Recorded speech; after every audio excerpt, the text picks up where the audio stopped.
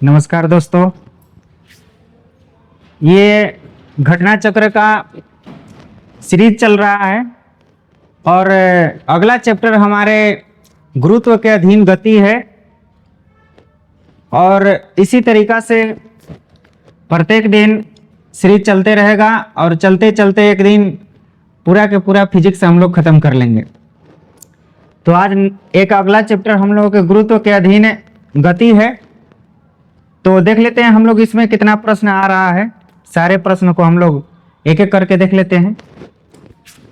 पहला प्रश्न आ गया और पहला प्रश्न है, निम्नलिखित में से किसने न्यूटन से पूर्व ही बता दिया था कि सभी वस्तुएं पृथ्वी की ओर गुरुत्वाकर्षित होती है। किसने न्यूटन से पूर्व ही बता दिया था कि सभी वस्तुएं पृथ्वी की ओर गुरुत्वाकर्षित है। मतलब कि न्यूटन से पहले बता दिया था। कौन थे भाई कि न्यूटन से पहले बता दिए थे? आर्यभट्ट थे। अरे भैया, आर्यभट्ट जो थे ना, इन्होंने शून्य के आविष्कार किए थे। आर्यभट्ट जो थे ये शून्य के आविष्कारक थे। आर्यभट्ट शून्य के आविष्कारक हैं। आविष्कारक मतलब जो शून्य का आविष्कार किया गया है, वह जो शून्य के आविष्कारक कौन है? आर्यभट्ट हैं। बराहमिहिर नहीं, यह भी नहीं थे। बुधगुप्त यह भी नहीं थे। तो कौन थे? तो ब्रह्मगुप्त थे। कौन थे? ब्रह्मगुप्त थे। निम्नलिखित में से किसने न्यूटन से पूर्व ही बता दिया था कि सभी वस्तुएं पृथ्वी की ओर गुरुत्वाकर्षित है? तो वो बताने वाले कौन थे? तो वो बताने वाले ब्रह्मगुप्त थे। अगला प्रश्न की ओर चलते हैं हम लोग। और अगला प्रश्न कह रहा है, प्रश्न संख्या 2, गुरुत्वाकर्षण का सिद्धांत किसने दिया था? गुरुत्वाकर्षण का सिद्धांत जो दिया था वह न्यूटन ने दिया था। गुरुत्वाकर्षण का सिद्धांत गुरुत्वाकर्षण का जो सिद्धांत दिया था, गुरुत्वाकर्षण का जो सिद्धांत दिया था वह न्यूटन ने दिया था। कौन दिया था? न्यूटन ने दिया था। न्यूटन ने दिया था। ठीक है, इतना ही नहीं, न्यूटन जो है ना, यह गति के 3 नियम दिए हैं। गति के नियम भी दिए हैं। गति के नियम, और गति के नियम कितने हैं? तो गति के जो है 3 नियम है। गति के कितने नियम है? 3 नियम है। तो ये जो हमारे हैं सर आइजक न्यूटन, इनका पूरा नाम है। ऊपर में लिखा है चार्ल्स न्यूटन। जी, चार्ल्स न्यूटन नहीं थे, चार्ल्स बेबेज नहीं थे, इनका नाम है सर आइजक न्यूटन। तो यहाँ पर आइजक न्यूटन दिया है। इस तरीका से हम लोग ऑप्शन सी के साथ चलेंगे। आगे देखते हैं। और आगे है कि गुरुत्वाकर्षण के सार्वभौमिक नियम का प्रतिपादन किसने किया था? वही बात है, वही प्रश्न है जो पीछे हम लोग प्रश्न देख चुके हैं। गुरुत्वाकर्षण के सार्वभौमिक नियम का प्रतिपादन किसने किया था? तो यहाँ पर कौन किए थे? न्यूटन ने किए थे। गैलीलियो नहीं किया था, कोपरनिकस नहीं किया था और आइंस्टाइन नहीं किया था। कौन किए थे? न्यूटन किए थे। अगला प्रश्न की तरफ चलते हैं। करके अंतरिक्ष यात्री निर्वात में सीधे खड़े नहीं रह सकते हैं, क्योंकि जो अंतरिक्ष यात्री है, जो अंतरिक्ष में गए हुए हैं, अब सोचने वाली बात है कि जहां हवा भी नहीं है वहां पर लोग खड़ा कैसे रह सकता है? जहां हवा भी नहीं है वहां लोग आसमान में तैरना शुरू कर देगा। ऐसे जैसे हवा में धूलकण तैरता है उस तरीका से आदमी तैरना शुरू कर देगा। तो अंतरिक्ष यात्री निर्वात कह रहा है जहां हवा भी नहीं है। अंतरिक्ष यात्री निर्वात में सीधे खड़े नहीं रह सकते हैं क्योंकि गुरुत्व नहीं है। क्योंकि वहां क्या है? गुरुत्व नहीं है। वायुमंडल में श्यानता बल की बहुत तीव्रता है। नहीं, श्यानता बल है नहीं है। सौर वायु की ऊपर बल लगाती है, वायुमंडलीय दबाव बहुत कम है। नहीं, इसका जो आंसर है वह गुरुत्व नहीं है, वहां पर इसका आंसर सही हो जाएगा। आगे चलते हैं। अगला प्रश्न कह रहा है कि अंतरिक्ष यान जो चक्कर लिख दिया है। अंतरिक्ष यान जो चक्कर लगा रहा है, इसमें से एक सेब छोड़ा जाता है। अंतरिक्ष यान चक्कर लगा रहा है और उस अंतरिक्ष से एक सेब छोड़ा जाता है। तो अब देखिएगा, जब भी अंतरिक्ष यान का बात करेगा, अंतरिक्ष का बात करेगा, हम निर्वात लेकर के चलेंगे। पर एक अंतरिक्ष यान जो चक्कर लगा रहा है उससे एक सेब छोड़ा जाता है, वह पृथ्वी की ओर गिरेगा। अब निर्वात को लेकर के हम लोग चलेंगे फिर से। अब निर्वात है तो निर्वात में तो भैया पृथ्वी की ओर कैसे गिरेगा? वो तो ऊपर घूमने लगेगा। जिस तरीका से जैसे जैसे अंतरिक्ष यान घूमेगा उसके पीछे पीछे वह भी से घूमने लगेगा, उसके साथ ही साथ चलना शुरू कर देगा। तो पृथ्वी की ओर गिरेगा कम गति से गतिमान होगा, कर अंतरिक्ष यान के साथ उसी गति से गतिमान हो जाएगा। जैसे जैसे अंतरिक्ष यान जाएगा उसके साथ उसी के साथ साथ चलना शुरू कर देगा, कहीं कि वहां तो हवा भी नहीं है। कर अधिक गति से गतिमान होगा नहीं, इसका ऑप्शन नंबर सी आंसर हो जाएगा। इस तरीका से आगे बढ़ते हैं। कह रहे कि पीसा की झुकी हुई मीनार गिर नहीं जाती है क्योंकि पीसा का झुकी हुई मीनार कहाँ है? तो यह इटली में है। कहाँ है? इटली में है। पीसा का झुकी हुई मीनार कहाँ है? इटली में। पीसा का झुकी हुई मीनार गिर नहीं जाती है क्योंकि वह शीर्ष भाग में पतली है। नहीं, ये तो नहीं हो सकता। वह बड़े तल क्षेत्रफल का आच्छादित करती है। इसका गुरुत्वाकर्षण केंद्र निम्नतम स्थिति में रहता है। इसका गुरुत्वाकर्षण केंद्र निम्नतम स्थिति में रहता है। नहीं, गुरुत्व केंद्र से जाने वाली ऊर्ध्वाधर लाइन तल के अंदर रहती है। सही बात है। जो इसका आंसर है वह हमारा डी के तरफ जाएगा। अगला प्रश्न है 8 नंबर।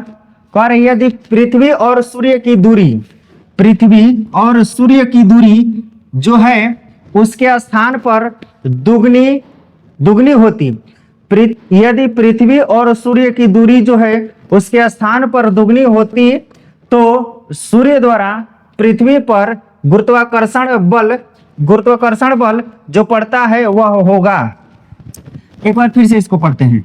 कह रहा है कि यदि पृथ्वी और सूर्य की दूरी जो है उसके स्थान पर दुगनी होती तो उसके स्थान पर दुगनी होती। अच्छा, मान लेते हैं यहाँ पर एक पृथ्वी है और यहाँ पर एक सूर्य है। यह सन हो गया और यह अर्थ हो गया। फिर कह रहा है कि यदि पृथ्वी और सूर्य की दूरी जो है उसके स्थान पर दुगनी होती, मतलब यह जो दूरी है वह पहले यहाँ था अब यहाँ हो गया, मतलब दुगना हो गया। दुगनी होती तो सूर्य द्वारा पृथ्वी पर गुरुत्वाकर्षण बल जो पड़ता वह कितना होता। अच्छा, गुरुत्वाकर्षण बल कह रहा है। गुरुत्वाकर्षण बल को हम F से सूचित करते हैं और F बराबर होता है Gm1। अच्छा, M1 होता है इंटू M2 होता है बाई R² होता है। यही बात कह रहा है। तो अब देखते हैं, पृथ्वी और सूर्य की बात कर रहा है। तो यदि हम इसको E ले लेते हैं यानी E पृथ्वी हो गया, इसको S बना देते हैं, यह सन हो गया यानी सूरज हो गया। S हो गया, ये सूरज हो गया। इसको समीकरण नंबर 1 मान लेते हैं। कह रहा है कि उसके स्थान पर दुगनी होती, यानी जो दूरी है सूर्य और पृथ्वी के जो बीच की दूरी है वह दुगनी होती, यानी दूरी कौन है? यह R है। ये समीकरण फर्स्ट हो गया। इस समीकरण अब दूसरा लेकर के चलते हैं। G हो गया, यहाँ पर ME हो गया इंटू MS हो गया बटे में दूरी को दुगना करने के लिए कह रहा है। तो जो दूरी है उसको दुगना कर देते हैं, R² है तो R² कर देते हैं। अब देखते हैं ये इक्वेशन नंबर 2 हो गया। आगे बढ़ते हैं। ये अब हमारा जो है इधर का इक्वेशन जो है बराबर है, तो इसमें से जो है इसको एक बार फिर से लिखते हैं। G हो गया अब बटे में E हो गया, ME हो गया, ME इंटू MS हो गया बटे में E4 हो जाएगा और R² हो जाएगा। यहां से देखते हैं कि इक्वेशन 1 और 2 से तुलना करेंगे तो हमारा ये मान भी खत्म हो जाएगा, ये भी खत्म हो जाएगा, यानी ये भी खत्म हो जाएगा और ये भी खत्म हो जाएगा। बचेगा क्या? हमारा 4 बचेगा। अगर इसको ऊपर नीचे करते हैं तो हम F2 ले लेते हैं, ये F1 ले लेते हैं। तो ये F2 बराबर F2 अब 4/1 ये F1 बच जाएगा। ठीक है। अच्छा, इसको हम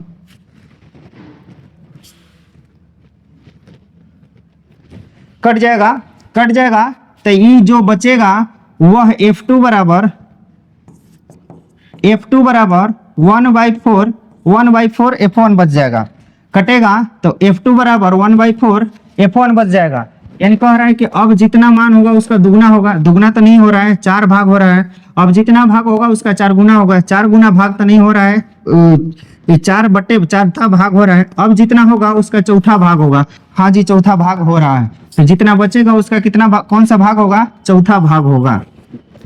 तो इस तरीका से 7 का आंसर सी में जा रहा है। चलिए आगे देखते हैं। कह रहा है कि जब जब कोई वस्तु ऊपर से गिराई जाती है तो उसका भार होगा, जब कोई वस्तु ऊपर से गिराई जा रही है तो उसका भार क्या हो जाएगा? अपवर्तित रहेगा। उसका भार क्या होगा? अपवर्तित रहेगा। आगे, लकड़ी लोहे मोम, 3 को दे रहा है। लकड़ी लोहे व मोम के समान आकार के टुकड़ों को समान ऊंचाई से पृथ्वी पर गिराया जाता है तो कौन सा टुकड़ा सर्वप्रथम पृथ्वी की सतह पर पहुंचेगा? अब देखते हैं, यदि वायुमंडल की बात नहीं करेगा, एक बात ध्यान में रखना है, यदि वायुमंडल की बात नहीं करेगा, यदि वायु की बात नहीं करेगा तो हमको निर्वात लेकर के चलना है।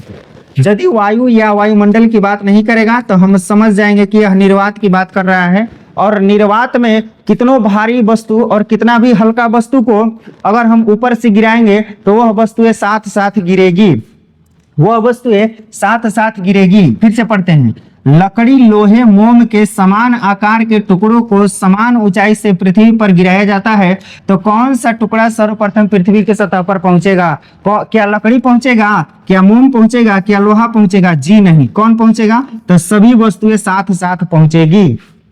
चलिए अगला प्रश्न में चलते हैं। करे हवा में लोहे और लकड़ी की समान भार, यहाँ पर हवा दे दिया, यहाँ पर हवा दे दिया, जबकि पिछले प्रश्न में हवा नहीं दिया है, वायुमंडल या हवा की चर्चा कहीं नहीं किया है, इसीलिए हम लोग निर्वात लेकर के चले हैं। परंतु अगला प्रश्न में हवा दे दिया, कह रहा है कि हवा में लोहे और लकड़ी की समान भार की गेंद को समान ऊंचाई से गिराने पर क्या होगा? अब देखिए यहाँ पर हवा दे दिया है, वायुमंडल दे दिया है, और एगो लोहा के है, एगो लकड़ी के है, 2 गो भार है, 2 गेंद है, 2 गो गेंद है, ठीक है, लेकिन समान भार के है, समान भार के कह रहा है, लोहे और लकड़ी के समान भार के है, तो कौन पहले गिरेगा? तो जाहिर सी बात है कि कौन गिरेगा? पहले लोहा गिरेगा। भले दोनों का वजन समान है लेकिन दोनों का भार क्या है? समान भार है, दोनों का भार समान है, लेकिन लोहा वाला पहले गिरेगा और लकड़ी वाला बाद में गिरेगा, लकड़ी वाला बाद में और लोहा वाला पहले। पृथ्वी पर दोनों एक समय गिरेगी? नहीं जी, एक पहले गिरे और एक बाद में गिरेगी। ये तो सही है कि एक पहले गिरेगा एक बाद में, लेकिन कौन पहले और कौन बाद में गिरेगा ये नहीं दे रहा है। लकड़ी की गेंद बाद में गिरेगी, हाँ ये बात सही है कि लकड़ी की गेंद बाद में गिरेगी, लकड़ी की गेंद बाद में गिरेगी और लोहा वाला पहले गिर जाएगा। अगला प्रश्न की तरफ चलते हैं। इसमें कह रहा है कि 2 गेंद ए और बी क्रमशः 10 किग्रा तथा 1 किग्रा की है। 2 गो गेंद है, एगो 10 किग्रा, एगो 1 किग्रा, उन्हें 20 मीटर की ऊंचाई से एक साथ गिराया जाता है तो निम्न में से कौन सा सही है? अच्छा, इसमें वायुमंडल की बात किया है? नहीं किया है, तो नहीं किया है तो हम साथ साथ ले लेंगे। कह रहा है कि भूमि पर ए पहले पहुंचेगी, बी पहले पहुंचेगी, भूमि पर ए और बी दोनों साथ साथ पहुंचेगी। सही बात है, भूमि पर ए और बी का होगी, दोनों का होगी, साथ साथ पहुंचेगी। अगला प्रश्न कह रहा है कि चंद्रमा पर मानव का वजन पृथ्वी की तुलना में 1/6 है। बात सही है, 1/6 ही होता है चंद्रमा पर। फिर कह रहे हैं कि चंद्रमा पर पृथ्वी की सतह, चंद्रमा पर पृथ्वी की तरह गुरुत्वाकर्षण नहीं है। अरे चंद्रमा पर गुरुत्वाकर्षण कैसे नहीं है? यदि गुरुत्वाकर्षण नहीं रहेगा तो वहां पर आदमी पहुंचवे नहीं करेगा, ठीक है। तो चंद्रमा पर पृथ्वी की तरह गुरुत्वाकर्षण नहीं है, यह कथन गलत है, यह कारण गलत है। चंद्रमा पर गुरुत्वाकर्षण है। अब देखते हैं, कह रहा है कि कूटों में, निम्नलिखित कूटों में सही उत्तर का चयन कीजिए। कथन ए और कारण दोनों सही है, दोनों सही नहीं है। कारण जो है हमारा गलत दर्शा रहा है, कह रहा है गुरुत्वाकर्षण नहीं है लेकिन गुरुत्वाकर्षण है, तो कारण यहाँ पर गलत दे रहा है। कह रहा है कथन और कारण दोनों सही है, ये तो ऐसे ही गलत है। कथन सही है परंतु कारण गलत है। हाँ, कथन सही है परंतु कारण क्या है? गलत है। कारण क्या है? गलत है, और कथन क्या है? सही है। चलिए अगला प्रश्न में चलते हैं। किसी पिंड का भार, कोई पिंड है उसका भार पृथ्वी तल पर सब जगह समान होता है। ए भैया, सब जगह समान होगा पृथ्वी तल पर। पृथ्वी के, ये पृथ्वी हम ले लेते हैं, ये भूमध्य रेखा हो गया, तो पृथ्वी तल से ऊपर जाएंगे हम, ध्रुवों पर जाएंगे, तो जब ऊपर जाते हैं तो इसका मान क्या होता है? बढ़ता है, और सर्वाधिक मान कहाँ हो जाता है? ध्रुव पर। जी का मान सर्वाधिक ध्रुवों पर होता है, चाहे उत्तरी ध्रुव पर जाए चाहे दक्षिणी ध्रुव पर जाए। और सबसे न्यूनतम कहाँ होता है, यानी कम कहाँ होता है? तो यहाँ होता है विषुवत रेखा पर। कह रहे कि किसी पिंड का भार पृथ्वी तल पर सब जगह समान होता है। जी नहीं, गलत है ऑप्शन। ध्रुवों पर सर्वाधिक होता है। हाँ भैया, ये उत्तरी ध्रुव है, यह नॉर्थ ध्रुव है और यह साउथ ध्रुव है। ध्रुवों पर सर्वाधिक होता है, तो यहाँ पर कह रहा है कि ध्रुवों पर क्या होता है, सर्वाधिक होता है। विषुवत रेखा पर अधिक होता है, जी नहीं, विषुवत रेखा पर सबसे न्यूनतम मान होता है। विषुवत रेखा पर क्या हो जाता है, न्यूनतम मान होता है, और यहाँ पर मान क्या होता है, सर्वाधिक मान होता है। यहाँ पर सर्वाधिक मान होता है। चलिए आगे देखते हैं। अगला प्रश्न में कह रहा है कि मानव शरीर का भार होता है, मानव शरीर का भार ध्रुवों पर अधिकतम। अरे हाँ, ध्रुव पर भी मानव भी जाएगा तो उसके शरीर का जो भार है वह अधिकतम होगा। तो मानव शरीर का भार होता है, कहाँ अधिकतम होगा, ध्रुवों पर अधिकतम हो जाएगा। कहाँ अधिकतम हो जाएगा, ध्रुवों पर। पृथ्वी की सतह पर सब जगह एक समान होगा, नहीं होगा। विषुवत रेखा पर अधिकतम होगा, मैदानी भागों की अपेक्षा पर्वतों पर अधिक। ध्रुवों पर सबसे मान क्या होगा, अधिक होगा। अगला प्रश्न, कर एक पिंड का अधिकतम भार किसमें होता है, मतलब अधिकतम भार किसमें होता है। तो एक पिंड का जो अधिकतम भार होता है वह हाइड्रोजन में सबसे अधिक होता है। एक पिंड का अधिकतम भार किसमें अधिक होता है, हाइड्रोजन में अधिक होता है। अगला प्रश्न, कह रहा है गुरुत्व के अधीन विरामन अवस्था से मुक्त रूप से गिरने वाली किसी कण के मामले में, किसी कण के मामले में समय विस्थापन का विवरण किसमें सही दर्शाया गया है। गुरुत्व के अधीन विरामा अवस्था से यदि कोई वस्तु चल रही है तो चल करके अपना इस तरीका से जाएगी। तो कह रहा है कि गुरुत्व के अधीन विरामा अवस्था से मुक्त रूप से गिरने वाले किसी कण के मामले में समय विस्थापन का विवरण किसमें सही दर्शाया गया है। तो इसमें जो ए ऑप्शन है इसी में सही दर्शाया गया है। ऑप्शन 9 आगे चलते हैं। एक चिकना आनत तल क्षैतिज के साथ, एक चिकना आनत तल क्षैतिज के साथ थीटा कोण पर आनत है, जैसा कि दी गई आकृति में दिखाया गया है। एक पिंड विरामा अवस्था से प्रारंभ कर आनत पृष्ठ पर से नीचे की ओर फिसलता है। ध्वस्त स्थल तक पिंड को पहुंचने में लगा समय, यानी इधर से इधर पिंड आ रहा है और इधर से इधर पिंड को यहां तक आने में समय क्या लगेगा, वह समय के बारे में पूछ रहा है। तो इसका एक सूत्र होता है कि 1/में साइन थीटा √2h/g, 1/में साइन थीटा √2h/g इसका फॉर्मूला होता है और इसी पर यह निकलेगा। आगे देखते हैं। कह रहा है कि एक ऊंची इमारत से एक गेंद 9.8 मीटर पर सेकेंड के समान त्वरण से गिराई जाती है। 3 सेकेंड बाद उसका वेग क्या होगा। तो ये वेग के बारे में चर्चा कर रहा है, वेग के बारे में पूछ रहा है। तो वेग बराबर एगो सूत्र होता है, v बराबर होता है u प्लस at, v बराबर होता है u प्लस at।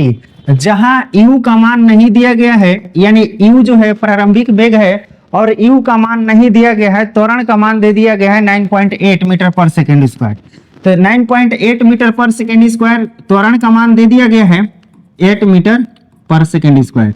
तो हम त्वरण का मान रख देंगे, a का मान रख देंगे, और यहाँ पर हम देख रहे हैं कि t का भी मान दे दिया गया है 3 सेकेंड। t का मान कितना दे दिया गया है, 3 सेकेंड।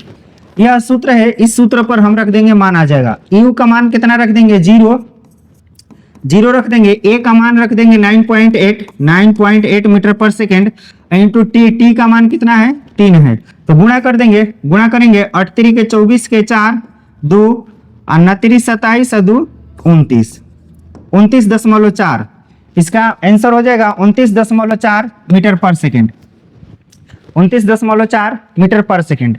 आगे बढ़ते हैं। आगे कह रहा है कि यदि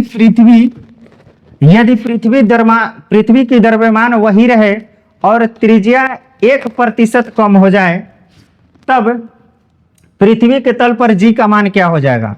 अच्छा, उधर 1% बढ़ेगा तो इधर पृथ्वी के तल पर g का जो मान होगा वह 2% बढ़ जाएगा। उधर 1% कम होगा तो इधर क्या होगा, 2% बढ़ जाएगा। आगे कह रहा है कि विनाशकारी भूकंप के गुरुत्व के कारण त्वरण क्या होगा। विनाशकारी भूकंप के गुरुत्व के कारण त्वरण क्या होगा। तो त्वरण का मान हम जानते हैं, त्वरण a एक्सेलरेशन का मान 9.8 मीटर पर सेकेंड स्क्वायर होता है। अभी पीछे ही देखे हैं। अगर इसको हम सेमी में बदलेंगे तो इसका मान हो जाएगा 980 सेमी पर सेकेंड स्क्वायर, 980 सेमी पर सेकेंड स्क्वायर। आगे बढ़ते हैं अगला प्रश्न में। कह रहे कि एक वस्तु का पृथ्वी पर द्रव्यमान 100 केजी है। एक वस्तु का पृथ्वी पर द्रव्यमान 100 केजी है। गुरुत्व जनित त्वरण जीई 10 सेंटीमीटर, यानी गुरुत्व जी का मान 9.8 मीटर पर सेकेंड स्क्वायर होता है, लेकिन पृथ्वी यहाँ ई अर्थ दे दिया है। अब इसके चलते इसका जीई का मान दे दिया है 10 मीटर पर सेकेंड स्क्वायर।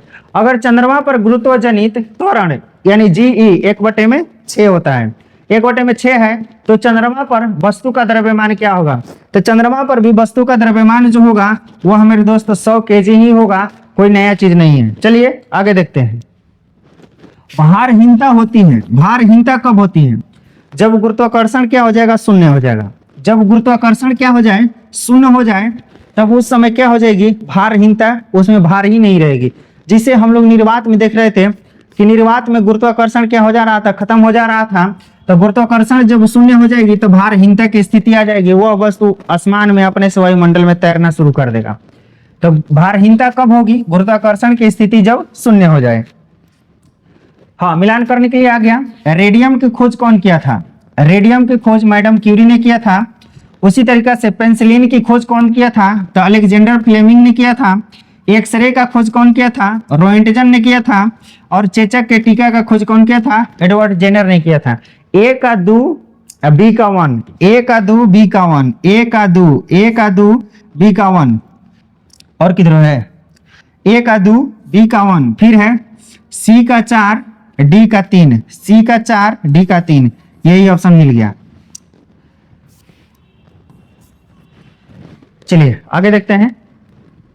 कह रहा है अगला प्रश्न, पृथ्वी अपने कक्ष में 4400 किलोमीटर प्रति घंटा की गति से घूमती है। इस तेज गति को हम अनुभव क्यों नहीं करते हैं? इस तेज गति को हम अनुभव क्यों नहीं करते हैं? कह रहा है कि पृथ्वी के आकार की अपेक्षा हम बहुत छोटे हैं। नहीं, छोटे तो नहीं हैं। फिर कह रहा है कि अपने कक्ष में पृथ्वी की गति की अपेक्षा हमारी गति शून्य है। हाँ, ये हो सकता है। संपूर्ण कक्ष में पृथ्वी की गति की अपेक्षा हमारी गति शून्य है। पृथ्वी का गुरुत्वाकर्षण निरंतर नहीं, ये तो नहीं हो सकता। ये हो सकता है 24 के बी, अपने कक्ष में पृथ्वी की गति की अपेक्षा हमारी गति क्या हो जाती है? शून्य हो जाती है। अगला प्रश्न है, कह रहे कि यदि पृथ्वी का गुरुत्वाकर्षण बल अचानक लुप्त हो जाए, पृथ्वी का गुरुत्वाकर्षण बल अचानक लुप्त हो जाए तो कौन सा परिणाम सही होगा? वस्तु का भार शून्य हो जाएगा परंतु द्रव्यमान वही रहेगा। हाँ, वस्तु का भार तो शून्य हो जाएगा, द्रव्यमान नहीं बदलेगा। वस्तु का भार क्या हो जाएगा? शून्य हो जाएगा। वस्तु का द्रव्यमान शून्य नहीं होगा, भार शून्य हो जाएगा। अगला प्रश्न कह रहा है कि पृथ्वी के चारों ओर परिक्रमा कर रहा कृत्रिम उपग्रह इसलिए पृथ्वी पर नीचे नहीं गिरता क्योंकि पृथ्वी का आकर्षण उतनी दूरी पर अस्तित्वहीन होता है, चंद्रमा के आकर्षण से निष्क्रिय हो जाता है, उसकी नियमित चाल के लिए आवश्यक गति प्रदान करता है, उसकी गति के लिए आवश्यक त्वरण प्रदान करता है। हाँ, ये ऑप्शन ठीक है। उसकी गति के लिए आवश्यक क्या करता है? त्वरण प्रदान करता है। अगला प्रश्न है, कह रहे कि एक भू उपग्रह अपने कक्ष में निरंतर गति करता है। एक भू उपग्रह अपने कक्ष में निरंतर गति करता है। यह अभिकेंद्र बल के प्रभाव से होता है जो प्राप्त होता है। अभिकेंद्र बल के प्रभाव से होता है जो क्या करता है? अभिकेंद्र बल के प्रभाव से होता है। अभिकेंद्र बल के प्रभाव से होता है जो प्राप्त होता है। तो उपग्रह को प्रेरित करने वाले रॉकेट इंजन इसमें कहां से आ गया? पृथ्वी द्वारा उपग्रह पर लगने वाला गुरुत्वाकर्षण बल से, पृथ्वी द्वारा उपग्रह पर लगने वाला गुरुत्वाकर्षण बल से हो जाएगा। अगला प्रश्न है, कृत्रिम उपग्रह पृथ्वी से सुस्पष्टता से ट्रैक किया जा सकता है। हाँ, ट्रैक कर सकते हैं। डॉपलर प्रभाव तो यहाँ ध्वनि से संबंधित है। डॉपलर प्रभाव किससे संबंधित है? ध्वनि से संबंधित है। जो रडार है यही कृत्रिम उपग्रह से संबंधित है। यह किससे संबंधित है?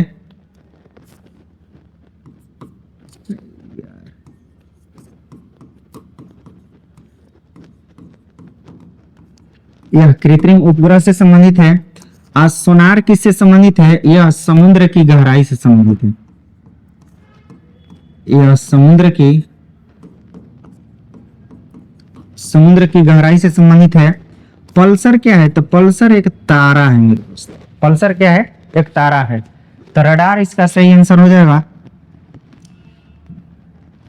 ले लेते हैं रडार। रडार द्वारा हो जाएगा अगला प्रश्न। अपने कक्ष में एक उपग्रह पृथ्वी के चक्कर लगाता है। अपने कक्ष में एक उपग्रह है, पृथ्वी के चक्कर लगाता रहता है। वह ऐसा किसके कारण होता है? तो वैसा किसके कारण होता है? अब केंद्रीय बल, अब केंद्रीय बल नहीं हो जाएगा, यहाँ अभी केंद्रीय बल हो जाएगा, सेंट्रीफ्यूगल फोर्स के द्वारा हो जाएगा। ठीक है, यहाँ केंद्राभिमुखी बल के द्वारा हो जाएगा। आगे बढ़ते हैं, नाभिकीय बल जिसको कहते हैं। कह रहा है प्रकृति के ज्ञात बलों को 4 वर्गों में विभाजित किया जा सकता है। प्रकृति के ज्ञात बलों को 4 वर्गों में विभाजित किया जा सकता है, जैसा कि गुरुत्व, विद्युत चुंबकत्व, दुर्बल नाभिकीय बल और प्रबल नाभिकीय बल। उनके संदर्भ में निम्नलिखित कथनों में से कौन सा एक सही है? गुरुत्व के चारों ओर सबसे प्रबल बल, गुरुत्व के चारों ओर सबसे प्रबल हो जाएगा। यहाँ पर कह रहा है कि विद्युत चुंबकत्व सिर्फ विद्युत आवेश वाले कणों पर क्रिया करता है। दुर्बल नाभिकीय बल विघट नाभिकिकता का कारण है। प्रबल नाभिकीय बल परमाणु के केंद्र में प्रोटॉनों और न्यूट्रॉनों के लिए धारित रखता है। इसका आंसर ए हो जाएगा गुरुत्व चारों में सबसे प्रबल बल है। कर किसी लिफ्ट में बैठे हुए व्यक्ति को अपना भार कब अधिक मालूम पड़ता है? तो कब मालूम पड़ेगा? कोई लिफ्ट में बैठा हुआ व्यक्ति है और यहाँ पर मान लेते हैं ये लिफ्ट बन गया, ये लिफ्ट है और इस लिफ्ट में यहाँ पर कोई व्यक्ति बैठा हुआ है। कह रहा है कि किसी लिफ्ट में बैठे हुए किसी व्यक्ति को अपना भार कब अधिक मालूम पड़ता है? तो कब अधिक मालूम पड़ेगा? जब लिफ्ट ऊपर की तरफ जा रही हो और थोड़ा सा अगर इसकी जो गति है वह थोड़ा सा कभी बढ़ जाए कभी घट जाए, तब लगेगा कि नहीं हम वजनदार हैं, हम भारी हैं। तो जब लिफ्ट त्वरित गति से नीचे आ रही हो, नीचे नहीं ऊपर जा रही हो, जब लिफ्ट त्वरित गति से कहाँ जा रही हो? ऊपर जा रही हो। जब लिफ्ट जो है त्वरित गति से कहाँ जा रही हो? ऊपर जा रही हो। समान वेग से ऊपर जा रही है तो नहीं होगा मेरे दोस्त, कहीं कि समान वेग से जो जाएगा वह हल्का महसूस करेगा, तो समान वेग नहीं होगा, त्वरित गति हो जाएगा यहाँ पे। तो इसका आंसर जो है वह जो है हम देख लिए कि त्वरित गति 31 का ए हुआ। आगे बढ़ते हैं। लोलक की कालावधि होती है।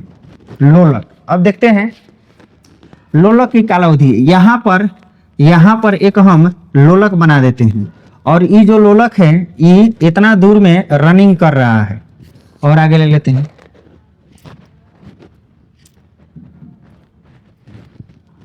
यहाँ तक जा रहा है और इधर यहाँ तक जा रहा है, मतलब यह जो लोलक है वह इस तरीका से गति कर रहा है। कह रहा है कि लोलक की काल अवधि, मतलब कि यह लोलक की लंबाई हो गया।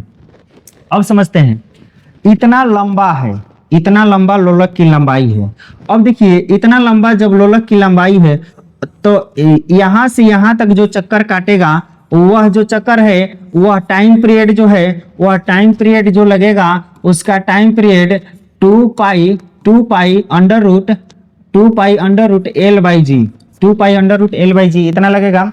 अब देखते हैं, अब अगर इसके लंबाई को, मतलब लंबाई पहले इतना था, अब लंबाई को हम और बढ़ा दिए, मतलब यहाँ से यहाँ तक इसके लंबाई को बढ़ा दिए, तब यह ज्यादा इधर जाएगा और इधर भी ज्यादा दूर तक जाएगा। यानी पहले इसमें जो टाइम लग रहा था, जो टाइम इसमें लग रहा था, अब इसमें जो टाइम लगेगा वह ज्यादा टाइम लगेगा। वह क्या होगा? टाइम ज्यादा लगेगा। काहे कि अब दूरी जो है, अब इतना दूरी, यहाँ से जो दूरी है यहाँ से यहाँ तक जाएगी, तो क्या होगा? दूरी ज्यादा तय करेगा और समय भी इसका बढ़ जाएगा। तो इसका जो टाइम पीरियड है, मतलब जो समय है काल अवधि है वह किस पर निर्भर कर रहा है, तो लोलक की लंबाई पर निर्भर कर रहा है। टाइम पीरियड किस पर निर्भर कर रहा है, लोलक की लंबाई पर निर्भर कर रहा है। अगर हम लंबाई को छोटा कर देंगे तो यह जो आवर्त काल है वह जल्दी जल्दी पूरा कर लेगा। अगर हम लंबाई बढ़ा देंगे, अगर लोलक की लंबाई बढ़ा देंगे तो यह आवर्त काल पूरा करने में समय लगेगा। तो जो है काल अवधि, लोलक की काल अवधि टाइम पीरियड किस पर निर्भर करता है, लोलक की लंबाई पर निर्भर करता है। किस पर निर्भर करता है, लोलक की लंबाई पर। तो यहाँ द्रव्यमान के ऊपर निर्भर करता है, नहीं, लंबाई के ऊपर, हाँ लंबाई के ऊपर निर्भर करता है। किस पर निर्भर करता है, लंबाई के ऊपर निर्भर करता है। आगे बढ़ते हैं।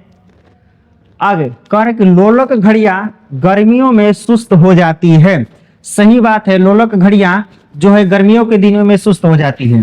अब यहाँ पर लोलक वाली एक घड़ी बनाते हैं।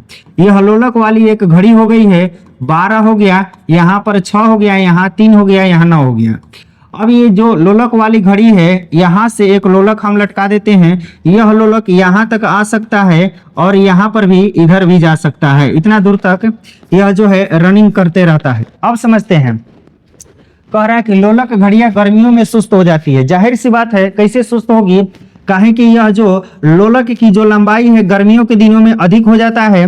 लोलक की लंबाई गर्मियों के दिनों में बढ़ जाता है, और जब लोलक की लंबाई गर्मियों में बढ़ेगा तो यह जो टाइम पीरियड है इसका ज्यादा टाइम पीरियड लगेगा, यानी दूरी ज्यादा तय करेगा। यह ज्यादा दूरी तय करेगा, तो जब ज्यादा दूरी तय करेगा, ज्यादा दोलन करेगा, दोलन ज्यादा करेगा तो समय ज्यादा लेगा। तो कह रहा है कि लोलक घड़ियां जब समय ज्यादा लेगा दोलन करने में, जब समय ज्यादा लेगा, तो जब समय ज्यादा लेगा तो घड़ी क्या हो जाएगी, सुस्त चलेगी। घड़ी क्या हो जाएगी, सुस्त चलेगी। वही ठंडी के दिनों में, यानी शरद ऋतु में क्या होता है कि जो आवर्त काल की लंबाई है वह घट जाती है। जब लंबाई घट जाएगी तो वह आवर्त काल जो है जल्दी जल्दी पूरा कर लेगा। आवर्त काल का करेगा, जल्दी जल्दी पूरा कर लेगा। और वही गर्मी के दिनों में लंबाई बढ़ जाएगी, तो जब लंबाई बढ़ेगी तो यह समय जो है ज्यादा लेगा, समय ज्यादा लेगा। यानी इसका जो आवर्त काल है, टाइम पीरियड है, किस पर निर्भर कर रहा है, लंबाई पर निर्भर कर रहा है। लंबाई बढ़ेगा, समय ज्यादा लेगा, लंबाई कम होगा, समय कम लगेगा। तो अब देखते हैं, लोलक घड़ियां गर्मियों में सुस्त हो जाती है। अब कह रहा है कि गर्मी के दिनों में दिन लंबे होते हैं, उससे मतलब नहीं है। कुंडली में घर्षण होता है, उससे भी मतलब नहीं है।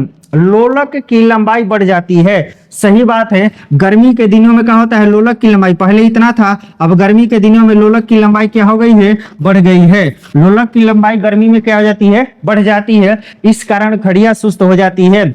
और यही कारण है, इसके जस्ट उल्टा ठंडी में क्या होता है कि यह जो लोलक की लंबाई है वह घट जाती है और घड़ियां तेज चलने लगती है। तो ठंडी में घड़ी तेज चलती है और गर्मी के दिनों में घड़ी क्या हो जाती है, सुस्त हो जाती है। अगला प्रश्न कह रहा है कि एक लड़की झूले पर बैठी स्थिति में झूला झूल रही है।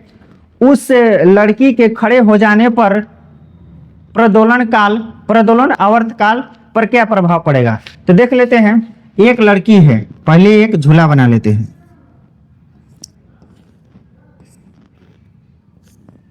यह झूला बन गया। अब इस झूला में क्या है, एक लड़की झूल रही है। इस झूला में एक लड़की जो है वह झूला झूल रही है। वह झूला क्या कर रही है, झूल रही है। वह झूला झूल रही है। एक लड़की झूले पर बैठी स्थिति में झूला झूल रही है। उस लड़की के खड़े हो जाने पर, अब देखेंगे जब भी लड़का लड़की वाला ऐसा क्वेश्चन आता है तो जो इसका लंबाई लिया जाता है वह उसके नाभि से लिया जाता है। तो अभी तो इसका नाभि यहाँ पर है, इसका नाभि क्या है, यहाँ पर है, ये लंबाई लिख दी है। इसका नाभि अगर लेते हैं, नाभि से लंबाई तो यहाँ पर है और ये इसका लंबाई हो गया। जब खड़ा होकर झूलेगी, तो इसका पैर यहाँ पर आ जाएगा और इसका जो नाभि है वह लगभग यहाँ पर आ जाएगा, यानी ऊपर आ जाएगा। जब नाभि ऊपर आ गया तो लंबाई क्या हो गया, घट गया। जब लंबाई घट गया, तो आवर्त काल क्या होगा, घटेगा, यानी समय कम लगेगा। झूला का होगा, तेजी से झूलना शुरू कर देगा तो समय का होगा, आवर्त काल क्या हो जाएगा, घट जाएगा। इसमें कहीं दिया है कि आवर्त काल पर क्या प्रभाव पड़ेगा, आवर्त काल क्या हो जाएगा, घट जाएगा, कम हो जाएगा, अधिक हो जाएगा, नहीं अधिक नहीं होगा, आवर्त काल कम हो जाएगा। लड़की की ऊंचाई पर निर्भर करेगा, ऊंचाई पर निर्भर नहीं करेगा, ठीक है, अपवर्तित भी नहीं रहेगा, इसका आवर्तकाल क्या हो जाएगा, घट जाएगा। अगला प्रश्न कह रहा है कि निम्नलिखित कथनों पर विचार कीजिए। एक सामान्य दोलक का दोलन चल रहा है, ऐसे में जब गोला माध्य स्थान से गुजरता है त्वरण शून्य हो जाता है। सही बात है, माध्य स्थान से गुजरेगा तो त्वरण क्या हो जाता है, शून्य हो जाता है। उसके बाद दिया है कि हर आवर्त में गोलक 2 बार किसी एक निर्दिष्ट वेग के साथ वेग को प्राप्त करता है। हर आवर्त में गोलक 2 बार किसी एक निर्दिष्ट वेग को प्राप्त करता है, यह भी ऑप्शन सही है। उसके बाद दोलन के दौरान जब गोला चरम स्थिति पर पहुंचता है उसके गति और त्वरण दोनों शून्य हो जाते हैं, यह ऑप्शन गलत है, शून्य नहीं होगा। उसके बाद सामान्य दोलक का दोलन आयाम के साथ साथ कम हो जाता है, ई ऑप्शन सही है, क्या हो जाता है, इसके साथ साथ कम हो जाता है, यानी 1 2 4 1 2 4 1 2 4 1 2 4। अगला प्रश्न, पेंडुलम घड़ी तीव्र गति से चल सकती है, फिर वही क्वेश्चन आ गया। किस मौसम में, ग्रीष्म ऋतु में नहीं, शीत ऋतु में हाँ, बसंत ऋतु में नहीं और वर्षा ऋतु में नहीं। इसका सही आंसर क्या होगा हम पिछले प्रश्न में चर्चा कर चुके हैं, लेकिन फिर से एक बार बता देते हैं। पेंडुलम घड़ी तीव्र गति से चल सकती है, यह मेरे भाई यह क्या हो गया, पेंडुलम घड़ी हो गया, और यहाँ से उसका पेंडुलम लटक रहा है, यहाँ पर आ रहा है और इतना दूरी पर आ रहा है, मतलब इतना दूरी में वह चक्कर काट रहा है। तो कह रहा है कि पेंडुलम घड़ी तीव्र चल सकती है। कब तीव्र चलेगी, यदि इसकी जो लंबाई है वह लंबाई हम कम कर देंगे। यदि लंबाई इतना लंबा है और लंबाई हम क्या कर दिए, कम कर दिए, यानी लंबाई हम इतना लगा दिए, तो ये जल्दी जल्दी क्या करेगा, जल्दी जल्दी चक्कर पूरा कर लेगा, जल्दी जल्दी दोलन काल पूरा करेगा। और यदि लंबाई ज्यादा रहेगा तो दोलन पूरा करने में क्या होगा, समय लगेगा। तो गर्मी के दिनों में क्या हो जाता है कि लोलक की यह जो लंबाई है वह बढ़ जाती है। गर्मी में लोलक की लंबाई क्या हो जाती है, बढ़ जाती है। और वही शरद ऋतु में वही क्या होता है, शरद ऋतु में, ठीक है, शरद ऋतु में इसकी लंबाई क्या हो जाती है, घट जाती है। तो जब लंबाई घट गई तो आवर्तकाल तेजी से पूरा कर लेगा और घड़ी तेज चलेगी। आवर्तकाल कम होगा, लंबाई जब कम होगा तो घड़ी तेज चलेगी, और लंबाई जब बढ़ जाएगा तो घड़ी क्या हो जाएगी, सुस्त हो जाएगी। तो इसका आंसर क्या हो जाएगा, शीतकाल हो जाएगा। पेंडुलम घड़ी तीव्र गति से चल सकती है, कब चलेगी, शीतकाल में चलेगी। आगे कह रहे कि पृथ्वी का पलायन वेग, पहले पलायन वेग समझते हैं। मान लेते हैं यह पृथ्वी है और इसका जो गुरुत्वाकर्षण बल है इतना दूर तक है, कि इसका गुरुत्वाकर्षण बल मतलब कि इस क्षेत्र में कुछ भी उड़ेगा तो वह पृथ्वी पर आकर के गिर जाएगा। गुरुत्वाकर्षण बल इसका क्षेत्र इतना तक है। अब क्या होगा कि यहां तक तो इसका क्षेत्र बाउंड्री पार हो जाएगा, यहां तक बाउंड्री है, कहीं ना कहीं तो बाउंड्री होगा ही। अब क्या होगा कि कोई व्यक्ति किसी वस्तु को इतना जोर से फेंके कि इसका गुरुत्वाकर्षण पार हो जाए।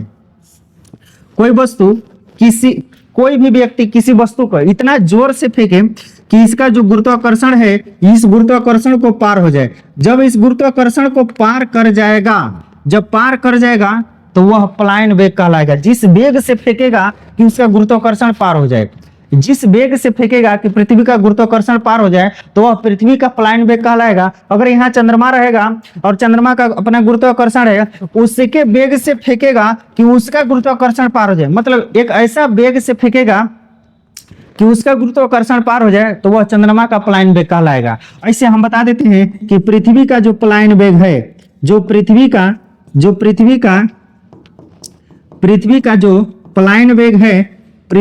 पलायन वेग है वह 11.2 किलोमीटर पर सेकेंड है।